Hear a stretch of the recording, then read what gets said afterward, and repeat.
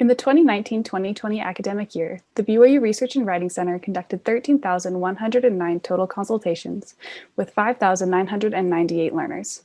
The consultants conducting these meetings had very few characteristics to separate them with the writers with which they worked. Each tutor was an undergraduate student, and many of them had also spent time on the other side of the receptionist desk, looking for help with their own papers. What brought these chosen clients into the network of the Writing Center? Their journey is one very like those traveled by many great heroes throughout time. For example, Harry Potter, Frodo Baggins, and Luke Skywalker all follow a similar arc on their own journeys, growing from reluctant and inexperienced novices to confident and competent leaders. As writing tutors at the RWC, we have first-hand experience with the tutor's journey that we would like to share with you in this presentation. Act 1 of the hero's journey is called The Departure, and it includes an introduction to the protagonist's ordinary world and their exit from it. We see Harry Potter in his cupboard under the stairs and Luke Skywalker on his moisture farm, and then we watch them leave these settings behind as they go on their adventures. The tutor's journey that I embarked on followed the same pattern. I started out as an outsider, an ordinary BYU freshman who went to the Writing Center once to get extra credit for a class. I didn't think about the Writing Center again until my junior year when I received an email that said they were hiring writing consultants. Like many BYU students, I had been engaged in a hunt for a job. I'd been rejected 9 times and I was discouraged, much like Harry Potter and Luke Skywalker were before they exited their ordinary worlds. As I gazed at the flyer in the email, I had a powerful impression I was meant to apply to this job. In the hero's journey, this event is known as the call to adventure. I truly did feel called as I filled out the application and attended the interview. Even though this process was scary, the end result was beautiful.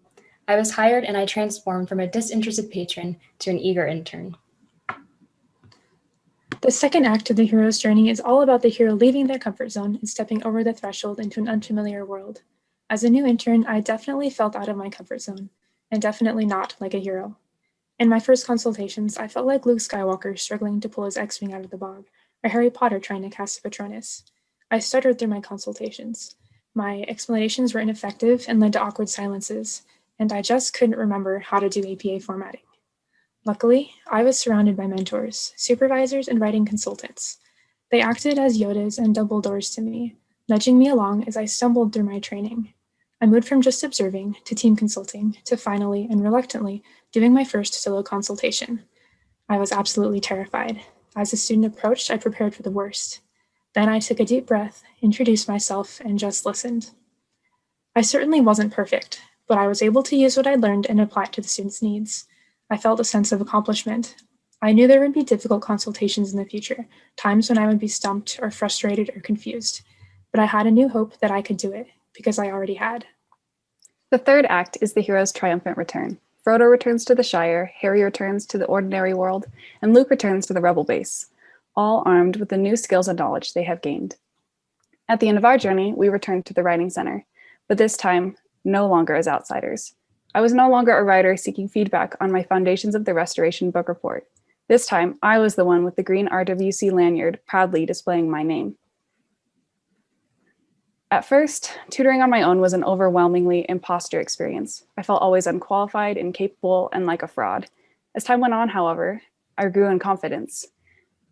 I became comfortable referring to the resources around me, style guides, our nifty RWC handouts, and even my fellow tutors.